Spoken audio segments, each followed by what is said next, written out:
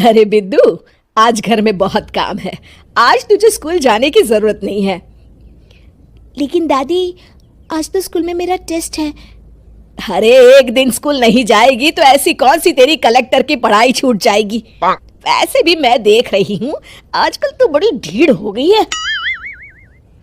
अपनी दादी की बातें सुनकर बिंदु नाराज हो जाती है।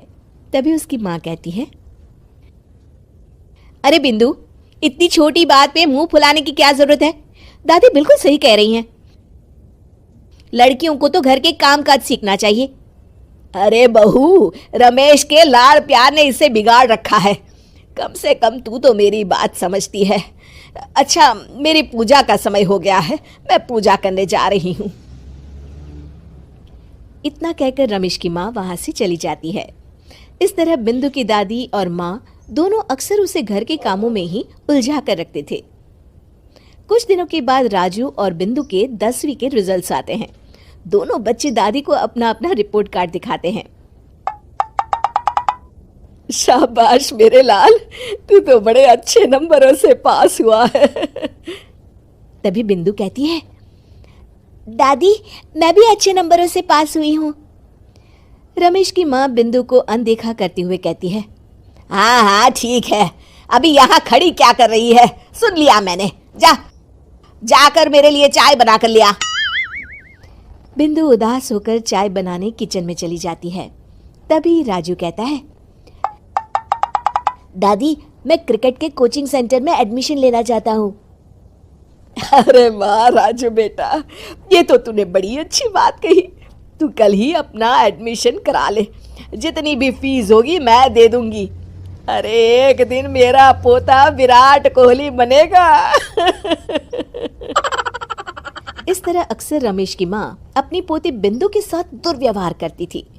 कुछ दिनों के बाद रमेश की माँ और उसकी पत्नी दोनों सास बहू मिलकर राजू का एडमिशन अच्छे स्कूल में करवा देते हैं, लेकिन बिंदु का एडमिशन नहीं करवाते। इस बात से नाराज होकर बिंदु अपनी दादी से कहती है, लेकिन दादी मुझे भी आगे की पढ़ाई करनी है। अरे क्या करेगी आगे की पढ़ाई लिखाई करके हैं? आज से ये पढ़ाई का भूत अपने दिमाग से उतार दे। इतना कहकर रमेश की माँ वहां से चली जाती है। उस दिन के बाद से बिंदु की पढ़ाई हमेशा के लिए छूट जाती है और उसकी दादी उससे घर के सारे काम करवाना शुरू कर देती है। इस तरह उसका सारा दिन घर के कामों में ही बीत जाता था। कुछ दिन बीत जाते हैं और एक दिन रमेश छुट्टियों पर घर आता है। बिंदु को घर के काम करते हुए देख उससे कहता है, अरे बिंदु बेटा, तुम स्कूल नहीं गई? पिताजी, दादी ने मेरा एडमिशन कराने से मना कर दिया है। वे कहती हैं घर पे रहकर घर के काम करना सीख। अपनी माँ का ये बर्ताव देख रमेश को बहुत गुस्सा आता है और वो अपनी माँ से कहता है, माँ ये तुमने क्या किया? आगे की पढ़ाई के लिए स्कूल में बिंदु का एडमिशन क्यों नहीं करवाया? अरे बेटा, लड़की जात है, ज्यादा पढ़ लिख कर क्या करेगी? वैसे भी शादी के बाद तो इसे घर के ही काम करने हैं ना। तुम किस जमाने में जी रही हो माँ?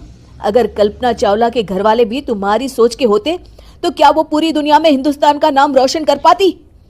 इसका स्कूल छुड़वाकर तुम इसका भविष्य बर्बाद कर रही हो, लेकिन मेरे रहते ऐसा नहीं होगा।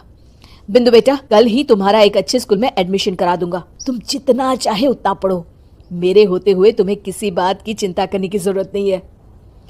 अपने पिता से हौसला पाकर बिंदु खुश हो जाती है और कहती है, जी पापा, मैं खूब मन लगाकर पढ़ाई करूंगी और बड़ी होकर डॉक्टर बनूंगी। ये हुई ना बात। शाबाश मेरी बेटी।